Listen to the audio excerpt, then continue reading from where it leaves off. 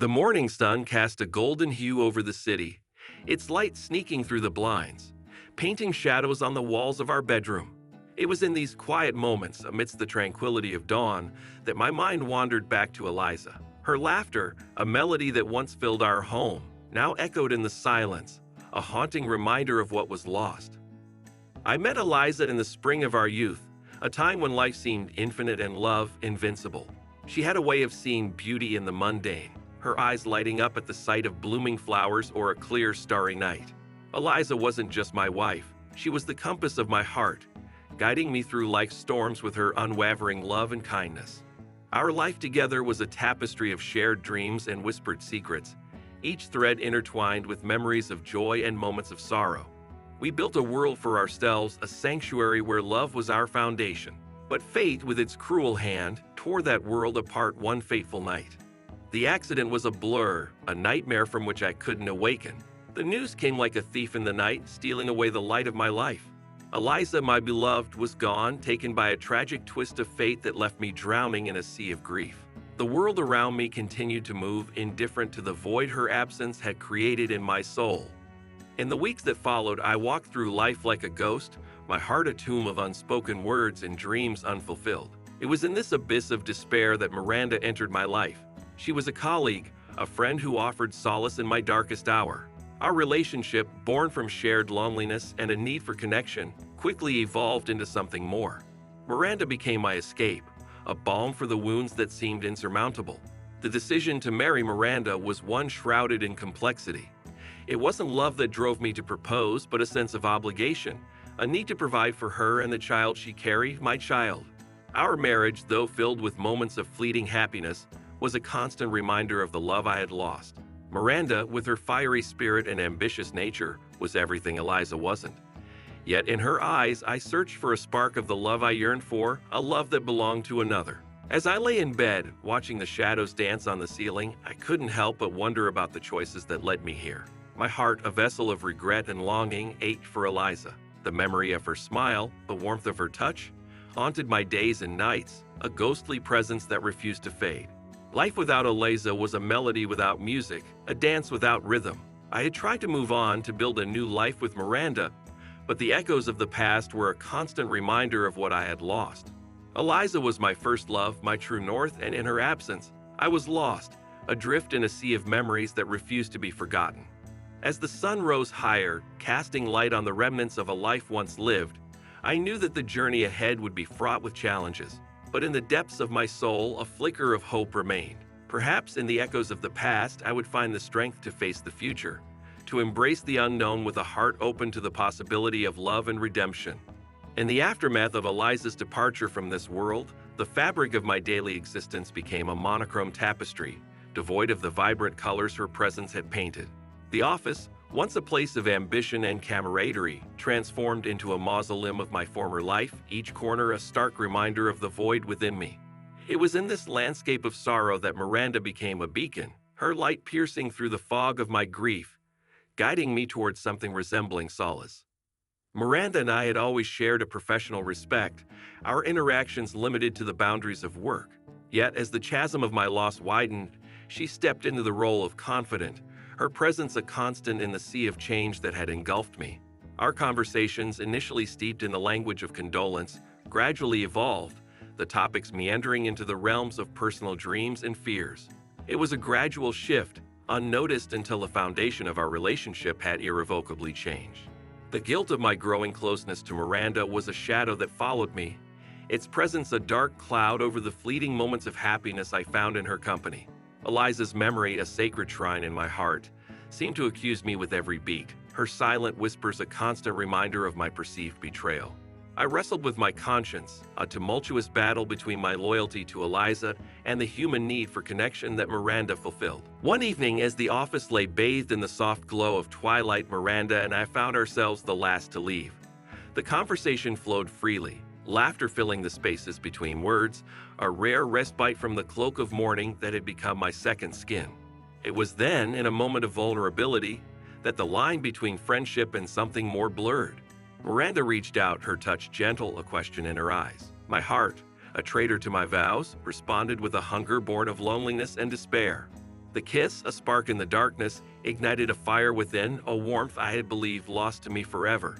Yet, as our lips parted, the reality of what had transpired crashed over me like a wave, the waters of guilt and grief threatening to drown me.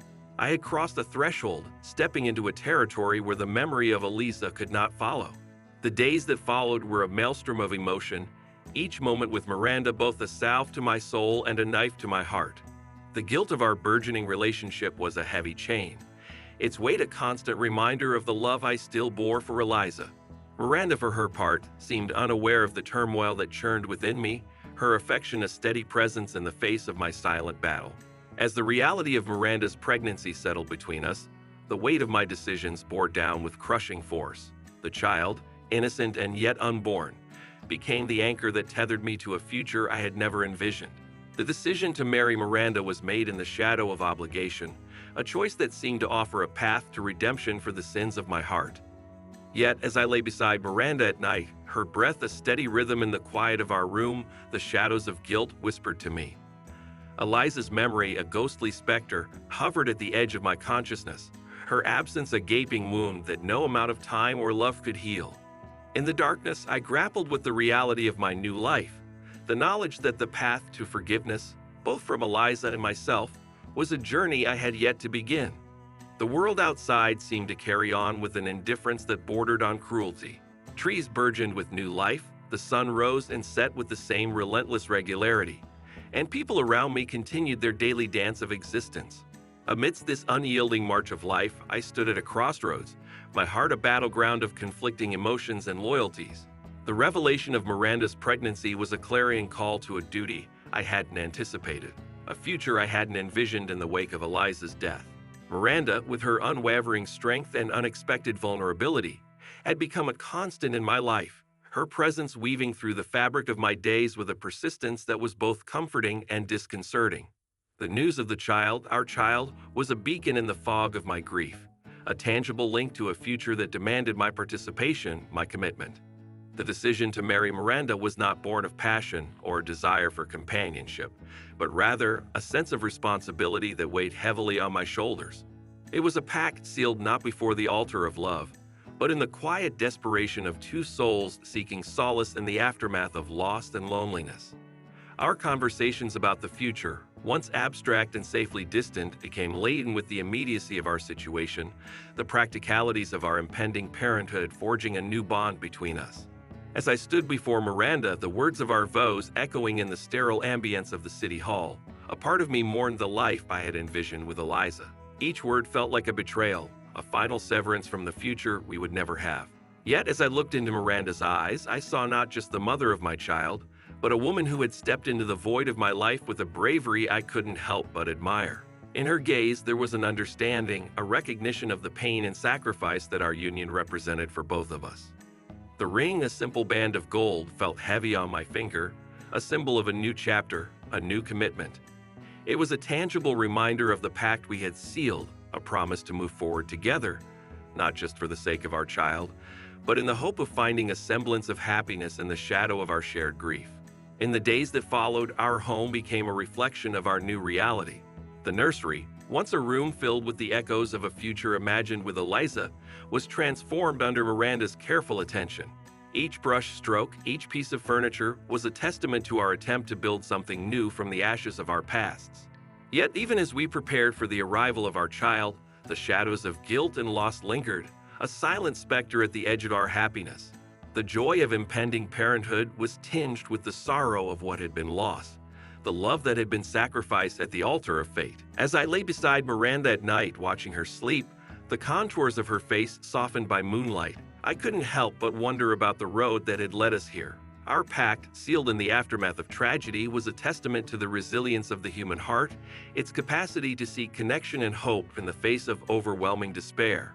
Yet even as I embraced this new chapter, the echoes of the past remained, a reminder of the love that had once filled my life with light. The journey ahead was uncertain, the path uncharted, but in the heart of our pact was the promise of a new beginning, a chance to forge a future from the fragments of our shattered dreams. Life with Miranda and our son Ethan unfolded like a tapestry woven from threads of routine and moments of unexpected joy. Our home, once a mausoleum of memories and lost dreams, gradually filled with the laughter of our child and the myriad sounds of a family finding its way. Yet beneath the surface of this newfound semblance of happiness, the ghosts of my past lingered, their presence a constant reminder of the love I had lost. Eliza's memory haunted me, not as a specter of regret, but as a beacon of a love so profound it transcended the boundaries of life and death. Her laughter, once the melody of my existence, echoed in the silence of the night, a lullaby of sorrow for what could never be again. The moments I shared with Miranda, each a step towards building a new life, were often overshadowed by the specter of my first love, her absence a chasm that seemed to widen with each passing day. The success I found in my career, the accolades and the superficial trappings of achievement, felt hollow in the absence of Eliza's pride. She had been my confidant, my cheerleader, the one who believed in me when the world seemed indifferent to my aspirations. Now, as I stood on the precipice of everything I had once desired, the victory tasted bittersweet, tainted by the knowledge that she was not there to share it with me. Miranda, ever perceptive, sensed the shadows that clung to my heart. Our conversations, once filled with the mundane details of daily life and the shared responsibilities of parenthood, began to tread into the deeper waters of my grief. She asked about Eliza, her curiosity not born of jealousy, but of a desire to understand the woman who held such sway over my heart. In those moments, I found myself torn between the past and the present, between the memory of a love lost and the reality of the love that stood before me, patient and enduring. Ethan, with his innocent laughter and boundless curiosity, became the bridge between my two worlds. In his eyes, I saw the possibility of a future unburdened by the ghosts of the past, a future where love could flourish in the soil of loss and redemption. Yet even as I embraced my role as a father, the guilt of moving forward, of finding happiness in the aftermath of such profound sorrow, weighed heavily on my soul. The day I saw Eliza alive and vibrant in a crowd was the moment my carefully constructed world came crashing down. It was as if time had folded upon itself, bringing me face to face with the very essence of my grief. The sight of her, so unexpected and yet undeniably real, shattered the illusion of closure I had clung to. In that instant, the ghosts that haunted me were no longer shadows of the past, but tangible reminders of a love that had never truly died. As I grappled with the reality of Eliza's presence, the foundation of my life with Miranda and Ethan began to tremble. The questions that surged through my mind were a tempest, each one a wave crashing against the fragile shore of my sanity. How could Eliza be alive? What did this mean for the life I had built in her absence? And most importantly, what did this mean for the love that I had never stopped feeling for her? The ghosts that haunted me were no longer mere echoes of the past, but harbingers of a truth I had yet to fully comprehend. As I stood at the crossroads of my life, the path ahead obscured by the mists of uncertainty and the shadows of guilt, I knew that the journey to understanding and reconciliation would be fraught with challenges. But in the depths of my soul, a flicker of hope remained, a beacon guiding me towards the possibility of healing and the promise of a love reborn from the ashes of despair. The day dawned like any other, with the sun casting its first light through the gaps in the curtains, painting shadows on the walls of our bedroom. Miranda was still asleep, her breaths a gentle rhythm that spoke of peace and contentment. Ethan, too, lay in his room, lost in the world of dreams that only children know. I rose quietly, careful not to disturb the delicate balance of our morning routine, my mind already racing with the tasks that lay ahead. As I made my way through the city, the familiar streets seemed to blur into a tapestry of the mundane. The people I passed were shadows, their faces and voices merging into the background noise of a world that felt increasingly distant. My steps led me, almost of their own accord, to a part of the city I seldom visited, a place where memories lay thick in the air, a testament to a life once lived with Eliza. It was there, amidst the cacophony of the morning rush, that I saw her, Eliza, alive. She was across the street, her figure unmistakable, her presence as real as the ground beneath my feet. Time seemed to stand still, the noise of the city fading into a hushed silence that echoed the pounding of my heart. My breath caught in my throat, a mix of disbelief and aching hope seizing me as I stood frozen, unable to move, unable to breathe. The logical part of my mind screamed that it was impossible, that the woman I loved, the woman I mourned, could not be standing there. Yet there she was, as real as the day we had said our vows, a living mirage that shattered the fragile reality I had constructed. The urge to call out to her, to bridge the distance that lay between us with a single word, was overwhelming. But before I could act, the crowd swallowed her figure, and she was gone, leaving me to question whether she had been there at all. The rest of the day passed in a haze, the image of Eliza haunting my every moment. I found myself retracing my steps, searching the faces of strangers for a glimpse of her, a clue that what I had seen was real and not the product of a heart that refused to let go. The possibility that Eliza was alive, that she had somehow returned from the realm of the dead, was a thought that consumed me, a flame that burned with the intensity of 1,000 suns. When I returned home, the walls of our house seemed to close in on me, the air thick with the weight of secrets and unspoken questions. Miranda's smile, Ethan's laughter, everything that had once brought me solace now felt like chains, binding me to a lie I hadn't known I was living. The guilt of my joy, the love I felt for my family, clashed with the resurgence of a past I thought I had buried. That night, as I lay beside Miranda, her presence a comforting weight in the darkness, I realized that the mirage of Eliza was more than a ghost from the past. It was a beacon calling me back to a love that had defined me, a love that I had never truly forsaken. The realization that I needed to uncover the truth, to understand what Eliza's appearance meant for us all, was a seed that took root in the depths of my soul. The journey ahead was fraught with uncertainty, the path obscured by the shadows of doubt and the specter of a love that refused to die. But I knew that I could not rest, could not find peace, until I had unraveled the mystery of Eliza's return.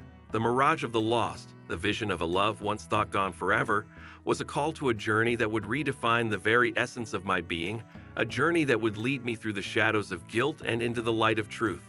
The days following the sighting of Eliza were a blur of confusion and desperation. My mind, once a fortress of rational thought, became a labyrinth of questions with no answers. The image of her, so vivid and undeniable, haunted my waking moments and invaded my dreams, a specter of hope and torment intertwined. I embarked on a quest for the truth, driven by a need to understand how the impossible could have become my reality. Each day, I retraced my steps to the place where I had seen her, hoping against hope to find her again, to confirm that I was not losing my grasp on sanity. The city, with its indifferent crowds and unyielding pace, offered no solace, no clues to the mystery that consumed me. My search led me to the edges of the life Eliza and I had shared, to friends and places that had once been integral to our existence. I spoke with old acquaintances, revisited our favorite haunts, and scoured social media for any sign of her. Each inquiry, each visit was a stab of pain, a reminder of the loss that had defined my life for so long. The breakthrough came unexpectedly, a sliver of light in the darkness that had enveloped me. A mutual friend, someone who had known Eliza and me in the halcyon days of our youth, mentioned a rumor, a whisper of a story that Eliza had been seen in a city far from the one we had called home. The information was vague, shrouded in the uncertainty of hearsay, but it was a thread, a lifeline that I clung to with the desperation of a drowning man. Armed with this fragile lead, I found myself embarking on a journey that took me away from Miranda and Ethan, away from the life we had built. The decision to leave, even for a short time, was agonizing. Miranda's eyes, filled with confusion and hurt, haunted me as I explained the need to follow this lead, to seek answers to questions that had tormented me for too long. Ethan's embrace, innocent and trusting, was a weight on my soul as I walked away, the specter of Eliza guiding my steps. The city where Eliza had supposedly been seen was a world apart from our own, its streets and faces unfamiliar and yet eerily reminiscent of a life that could have been. I scoured the city, following leads that often led to dead ends, each failure a hammer blow to my fragile hope. Days turned into weeks, and with each passing moment, the reality of my quest weighed heavily upon me. The possibility of returning to Miranda and Ethan empty-handed, of having to rebuild the trust and stability I had shattered, was a constant shadow on my heart.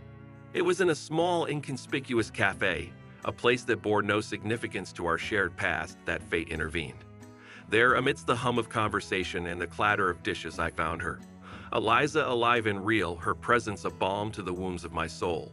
Our eyes met, and in that instant, the years of grief and longing collapsed into a singularity of emotion, a confluence of past and present that defied explanation. The conversation that followed was a deluge of questions and revelations. Eliza spoke of the danger that had forced her into hiding, a threat born from the shadows of my own past, a consequence of dealings I had long forgotten. Her disappearance, a desperate act of self-preservation, was also an act of love, a sacrifice made to protect me from the fallout of my own actions. As the truth unraveled, the weight of guilt and sorrow that had defined my existence began to lift, replaced by a profound sense of relief and an overwhelming flood of love. The journey to this moment, fraught with doubt and despair, had led me to a crossroads, a place where the past and future converged. The path ahead was uncertain, the implications of Eliza's return a maze of emotional and practical complexities.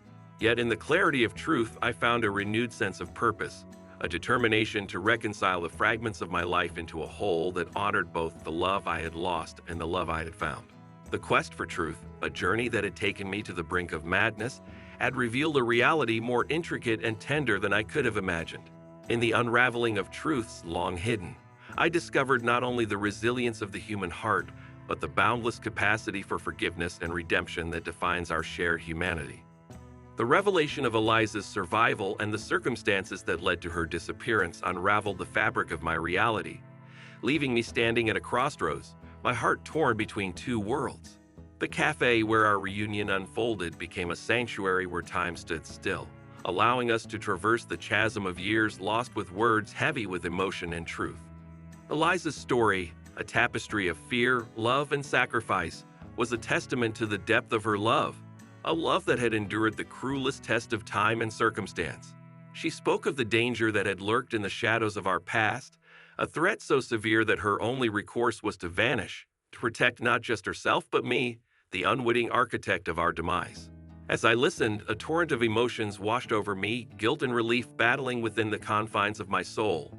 Guilt for the pain my actions had indirectly caused her, and relief that she was alive, breathing, and in front of me. But beneath these tumultuous feelings, a deeper, more profound realization began to take root. The realization of the monumental choice that lay before me. Returning home, the weight of this choice pressed down on me with every mile that brought me closer to Miranda and Ethan. The life I had built with Miranda in the shadow of my grief for Eliza was real and filled with its own form of love and commitment.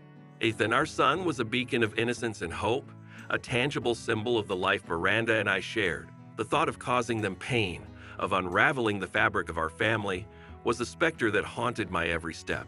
The reunion with Miranda was a study in contrasts, her joy at my return clashing with the turmoil that churned within me. In her embrace, I felt the pull of a different love, a love born of shared experiences and challenges overcome. Yet the ghost of my past, of the love I held for Eliza, was a constant presence, a reminder of the choice that lay before me. The days that followed were a labyrinth of introspection and difficult conversations. Miranda, ever perceptive, sensed the change in me, the internal struggle that consumed my thoughts. The truth, a jagged pill, was laid bare between us, the story of Eliza's survival and the circumstances of her disappearance a revelation that drew a sharp intake of breath, a pause that stretched into eternity. The conversation that ensued was a delicate dance of emotions, a negotiation of the heart that tested the bounds of our understanding and compassion. Miranda's reaction, a mixture of shock, betrayal, and a profound sadness, was a mirror to my own conflicted soul. Yet within her response, there was also a strength, a resilience that I had come to admire and love. As I stood at this crossroads of the heart, the path forward was shrouded in uncertainty. The love I held for Eliza, a flame that had never truly been extinguished, was now a beacon calling me back to a past that had been irrevocably altered. Yet the love I had grown to share with Miranda and the bond with Ethan was a tether to a present filled with its own promises and responsibilities. The choice that lay before me was not just a matter of deciding between two loves, but of reconciling the fragments of my heart into a coherent whole. It was a journey that demanded not just introspection, but action, a path that required me to navigate the complexities of love, loss, and redemption with a courage I was not sure I possessed. In the quiet moments of the night as I lay awake, the faces of Eliza, Miranda, and Ethan paraded before my eyes, each a testament to the love that had defined different chapters of my life. The crossroads at which I stood was not just a choice between two paths, but a crucible that would define the essence of my being, a test of the heart that I would not shy away from. In the wake of my confession, the world seemed to hold its breath, the silence a canvas for the turmoil that raged within. Miranda's response, a complex tapestry of hurt, understanding, and an indomitable strength, had left me adrift in a sea of conflicting emotions. Yet amidst the chaos, a singular truth emerged with clarion clarity. My heart, a vessel long divided, yearned for a reconciliation of its fragmented pieces. The decision to meet Eliza, to confront the past and seek a path forward, was a pilgrimage of the soul, a journey back to the origins of my first, most profound love. The rendezvous was set in a place that had once been ours alone, a secluded spot by the river where the world seemed to fall away, leaving only the whisper of the water and the rustle of leaves as witnesses to our shared history. As I approached, the sight of Eliza, her form silhouetted against the setting sun, was a vision that pierced the armor around my heart. The years had changed us, etching our experiences into the lines of our faces and the depths of our eyes, yet the essence of who we were to each other remained untouched by time. The conversation that unfolded was a delicate dance of words and silences, each of us navigating the currents of emotions that flowed between us. Eliza's story, the narrative of her disappearance and the life she had led in the shadows, was a testament to the depth of her love, a love that had sacrificed everything to protect me from unseen dangers. As she spoke, the pieces of the puzzle that had been my torment fell into place, revealing a picture far more complex and heart-rending than I had imagined. The realization that Eliza had lived, breathed, and suffered alone, all while holding me in her heart, was a revelation that shattered the last barriers around my soul. The confession of my life with Miranda and Ethan, of the love and responsibilities that had grown in Eliza's absence, was met with a silence that stretched into eternity. In Eliza's eyes, I saw the reflection of my own pain, a mirror to the love that had never died but had been transformed by the crucible of our separation. The moment of truth, when it came, was as unexpected as it was profound. Eliza, with a grace that took my breath away, acknowledged the life I had built, the love I had found with Miranda, and the bond with my son. Her blessing, a gift of unconditional love, was a balm to the wounds of my heart, a beacon of hope in the darkness of my indecision. As the sun dipped below the horizon, casting the world into twilight, Eliza and I stood at the threshold of a new understanding. The love we shared, a flame that had endured the ravages of time and circumstance, was rekindled not as a force that sought to reclaim the past, but as a guiding light for the future. In Eliza's embrace, I found not just the warmth of a love long lost, but the promise of forgiveness and redemption. The path forward was uncertain, fraught with the challenges of reconciling the disparate threads of my life into a tapestry that honored all the forms of love I had known. Yet, as I left Eliza that evening, the river whispering secrets to the night, I carried with me a renewed sense of purpose. The journey ahead, a journey to weave together the strands of my past, present, and future, was one I would embark upon with a heart made whole by the rekindling of a love that had never truly faded. The journey back to Miranda and Ethan was laden with a heaviness that belied the clarity of purpose burning within me. The rekindled love for Eliza had not ignited a desire to return to a past life, but rather it had illuminated the path to a future where forgiveness and understanding could flourish. The bridges to forgiveness, I realized, were not built on the erasure of past hurts, but on the acknowledgement and acceptance of them. As I opened the door to our home, the familiar sounds and sights enveloped me, a tapestry of daily life that held within it the threads of love, routine, and the shared experiences that had bound us together. Miranda, her face a mask of apprehension and hope, met me at the threshold, her eyes searching mine for a sign of what was to come. Sitting across from her, with the remnants of our life together laid bare between us, I found the words that had eluded me for so long. I spoke of Eliza, of the love that had once defined me and the journey that had led me back to her. But more importantly, I spoke of the love that I had found with Miranda, a love that was different, but no less profound, a love that had grown in the soil of shared challenges and mutual support. The confession, a mosaic of pain, love, and hope, was met with a silence that seemed to stretch into infinity. Miranda, with the grace and strength that had first drawn me to her, listened, her face a canvas of shifting emotions. When at last she spoke, her words were a testament to the depth of her character, a mixture of hurt, understanding, and an unwavering commitment to the family we had built. The conversation that unfolded was a bridge in itself, spanning the chasm that had grown between us. We spoke of forgiveness not as a singular act, but as a journey we would undertake together, a path that would require patience, understanding, and an unwavering commitment to each other and to Ethan. In the days that followed, the bridges to forgiveness began to take shape in the small moments of daily life. A shared laugh over breakfast, a lingering embrace before the start of the day, and the quiet conversations after Ethan had been tucked into bed. Each moment, each gesture was a brick in the foundation of our renewed commitment to each other. Forgiveness, I learned, was not a destination, but a journey, a continuous process of healing and understanding. The shadows of the past, though never fully erased, began to recede, their hold on us lessened by the light of our collective will to move forward. As I watched Ethan play, his laughter a melody that filled our home with joy, I realized that the bridges to forgiveness were also bridges to a future where love, in all its forms, could thrive. The love for Eliza, a flame that would always burn within me, had found its place in the tapestry of my heart, not as a rival to the love I held for Miranda and Ethan, but as a complementary force, a reminder of the capacity of the human heart to love deeply, to hurt profoundly, and to heal completely.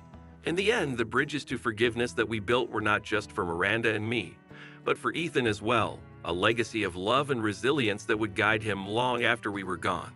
The journey to forgiveness, fraught with challenges and moments of doubt, was also a journey of rediscovery, a path that led us back to each other, stronger, wiser, and more committed than ever to the life we had chosen together. As the first light of dawn crept through the curtains, casting a soft glow across the room, I found myself awake, lost in contemplation. The journey of the past months, a voyage through the tempest of emotions and revelations, had brought me to this moment, this new beginning. The dawn of a new day was not just a metaphor for the sunrise that greeted me, but a symbol of the rebirth of our lives, intertwined and renewed by the trials we had faced. Miranda, sleeping peacefully beside me, her face serene and unburdened, was a testament to the strength of our love, a love that had weathered the storm of doubt and emerged stronger. Ethan, too, with his innocent slumber, represented the future, a beacon of hope, and the promise of new beginnings. The bridges to forgiveness we had built together had led us to this day, a day where the past, with all its pain and beauty, was a foundation for the future we would build together. The love I held for Eliza, a part of my soul forever intertwined with hers, had found its place in the mosaic of my heart, not as a shadow that darkened our lives, but as a light that guided me to a deeper understanding of love's infinite capacity. As I rose from the bed, careful not to disturb the quiet peace of the morning, I stepped into the early light, the cool air of dawn a balm to my spirit. The world outside was awash with the hues of sunrise, a canvas of hope painted across the sky. In that moment, the beauty of the world, so often obscured by the trials of life, was revealed in all its glory, a reminder of the endless cycle of endings and beginnings. The decision to share our story, to lay bare the journey we had undertaken, was born of a desire to heal, not just ourselves but others who might find themselves lost in the labyrinth of their own hearts. The book, a labor of love and redemption, was a bridge between our past and our future, a testament to the power of forgiveness and the unbreakable bonds of family.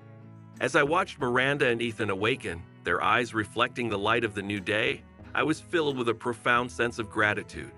Gratitude for the love that had sustained us, for the forgiveness that had freed us, and for the future that lay before us, ripe with possibility. Today, as we stand at the dawn of a new day, the path ahead is illuminated by the lessons of the past and the love that binds us. The journey of forgiveness, of rebuilding and renewal, is a journey without end, a continuous voyage of discovery and growth. As the sun rises, casting its light on the new day, I am reminded of the infinite cycle of life, the eternal dance of light and shadow. In this dance, we find our true selves, not defined by the past, but shaped by our capacity to love, to forgive, and to embrace the dawn of each new day with open hearts and renewed spirits. The story of our lives, with all its twists and turns, is a testament to the resilience of the human spirit, a narrative of love's triumph over adversity. As we move forward, hand in hand, into the light of the new day, we do so with the knowledge that whatever the future holds, we will face it together as a family united by love, strengthened by forgiveness, and emboldened by the promise of new beginnings.